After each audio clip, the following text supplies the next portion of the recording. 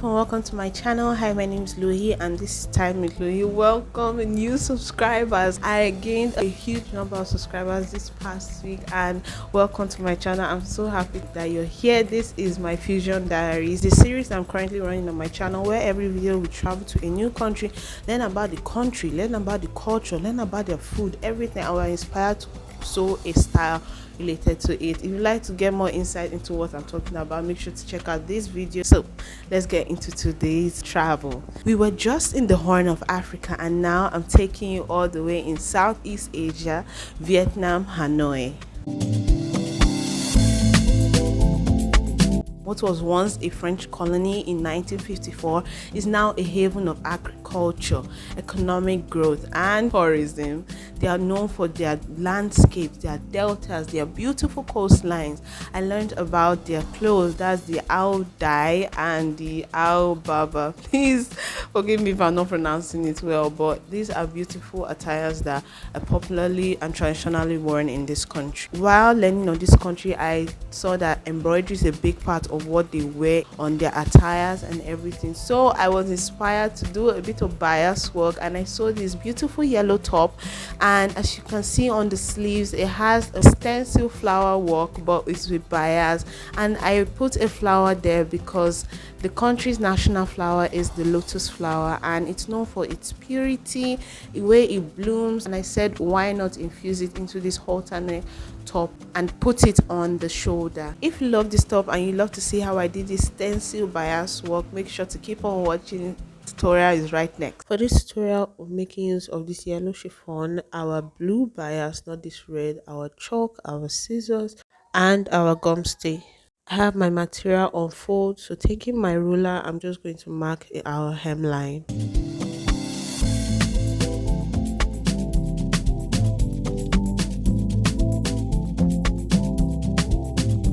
Now I'm going to mark the neckline, which is 3 inches on the hemline, and I'm going to mark 3.5 inches on the length.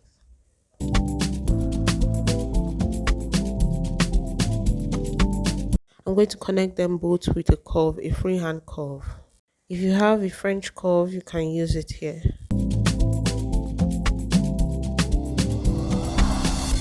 Next, I'm going to mark my shoulder measurement, which is 8 inches on the hemline.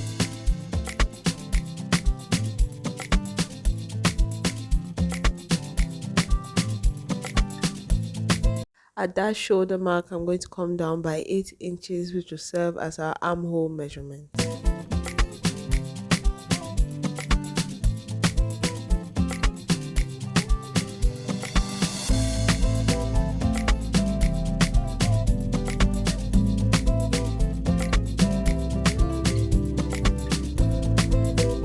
I'm going to connect the 2 points with a ruler.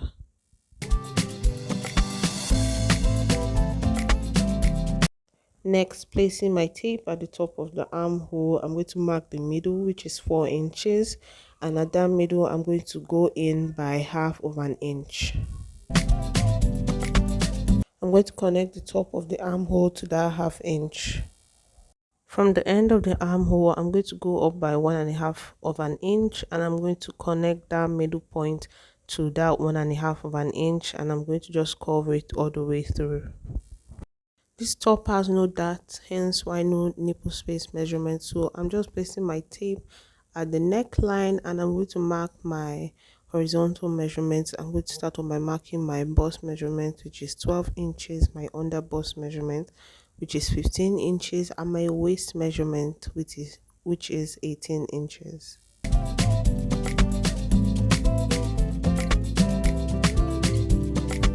Next, I'm going to mark in my vertical measurements. So starting with my bust measurement, which is 42 divided by 4 is 10.5 inches. I'm going to mark that and I'm going to add 1 inch allowance. So that is exactly where the folding stops.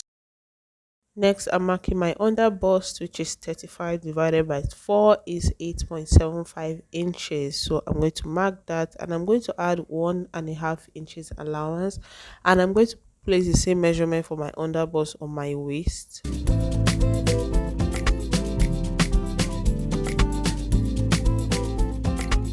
My bust measurement is the same measurement that's going to be on my armhole, so I'm just going to mark that and I'm going to connect all the vertical measurements together.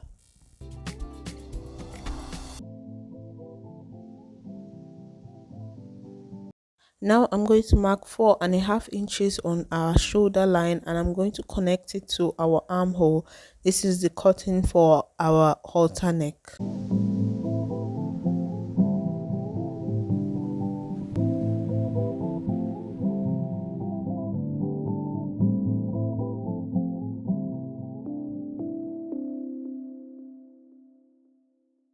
Now we're going to cut our neckline, our halter neck and the sides of this blouse.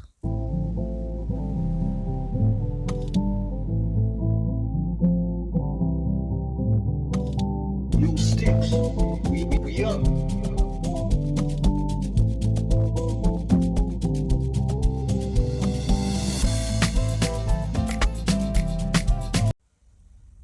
As you can see, I cut out the actual armhole first, then I'm going to cut out the halter neck. And that piece that we're cutting out, I'm going to keep it aside because it's very important, so we're not throwing it away. So I'm just going to align the halter neck to the actual armhole so that everything blends well. I've opened up our folding and we're going to fix the placket now.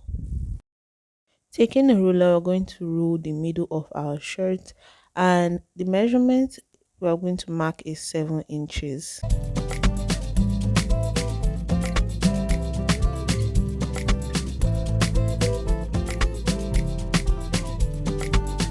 Next, we're going to turn our tape horizontally and on that middle line, we're going to mark 1/2 inch on both sides and we're going to rule a line just like we did for the middle line. I have ruled both sides with a 1/2 inch. Now at the end of our 7 inches middle line, we're going to mark 1 inch. This is important because this is where we're going to stop cutting when we're fixing our placket. Now I've gone ahead to cut out this rectangle shape measured 8 inches by 3 inches and I've ironed one full side of it with paper gum. So unfold this rectangle piece is 1.5 inch and we're going to sew up that 1/2 inch on the 1/2 inch of our material that we ruled with our ruler and we're going to sew it all the way to the end. We're placing the 1/2 inch on the 1/2 inch of our material. I'm going to sew up both sides and I'm going to come back and show you. So this is what your sewing should look like. Both sides have been sewn and now we're going to cut through that middle. So I've just turned the top around and now we're going to open up that space and we're going to cut through to the middle and stop at that 1 inch mark.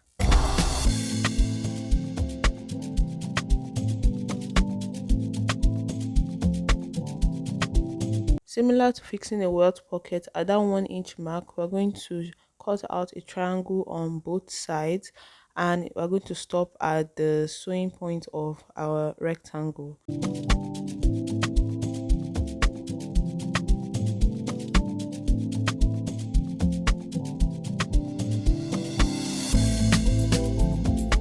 This is what your cutout should look like. Next, we're going to turn in both pieces to the back of the material, the inside of the material.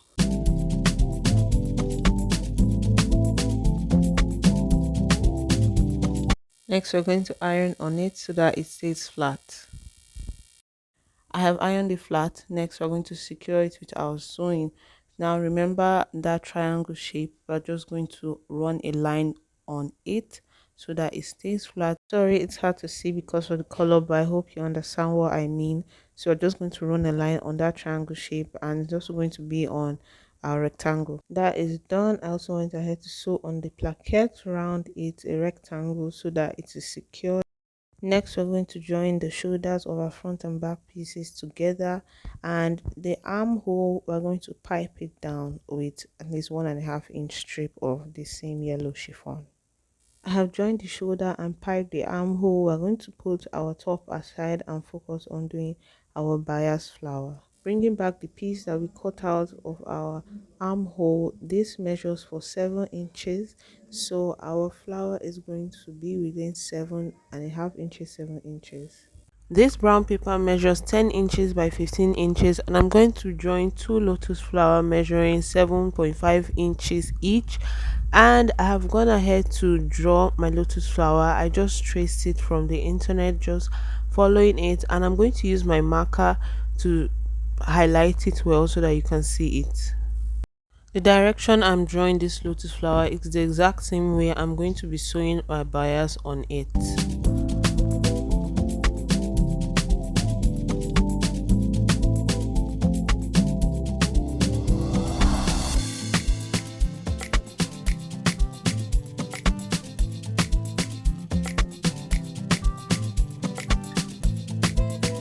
So this is our lotus flower. Next, taking my bias the same way I drew it on the paper, I'm going to be following the same pattern and sewing it on the brown paper. So this is what your sewing should look like. The bias is folded and sewn on the brown paper according to how I drew it in the previous clip. So now we're going to remove the brown paper around it.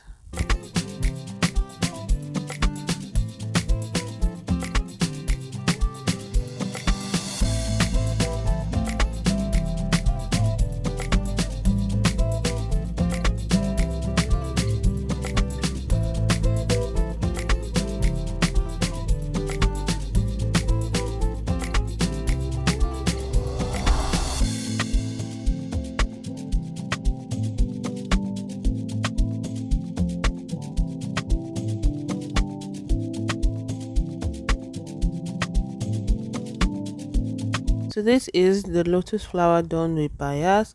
I'm going to go ahead and do an extra two for the second hand. I also stitch the flower together on two sides so that it can be straight and stable. Next, I'm going to bring back our top. I'm going to open it up and turn it sideways to just reveal the both armholes.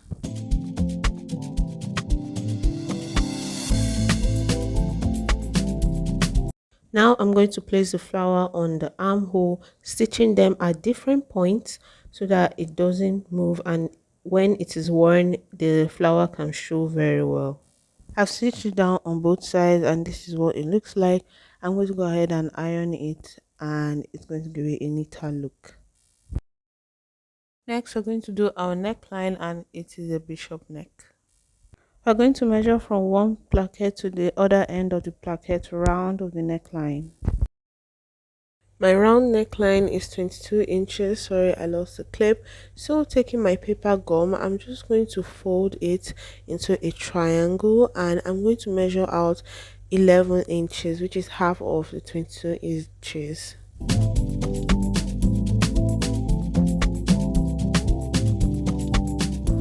Next, taking my tape, I'm going to mark along where the 11 inches is placed.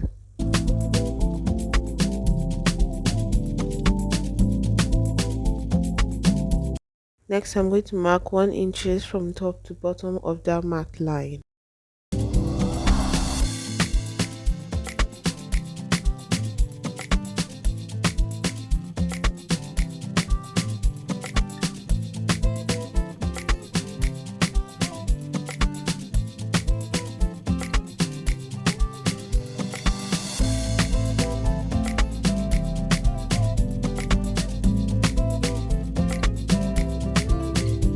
So this is our cutout. If you bend it, you see that it gives a bishop neck.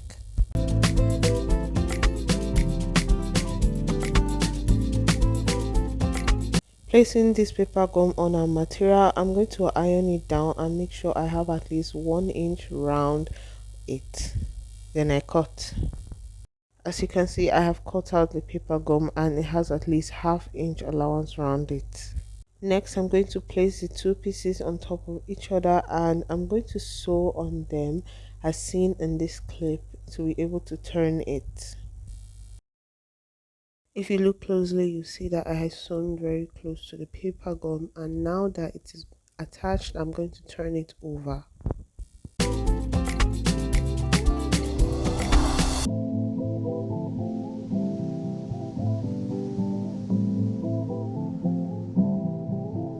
Once it is turned over, I'm going to iron it so that it stays flat.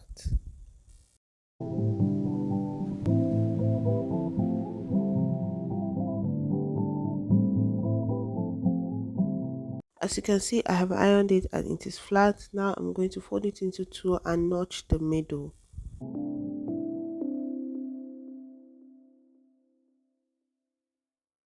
I'm going to do the exact thing on our neckline.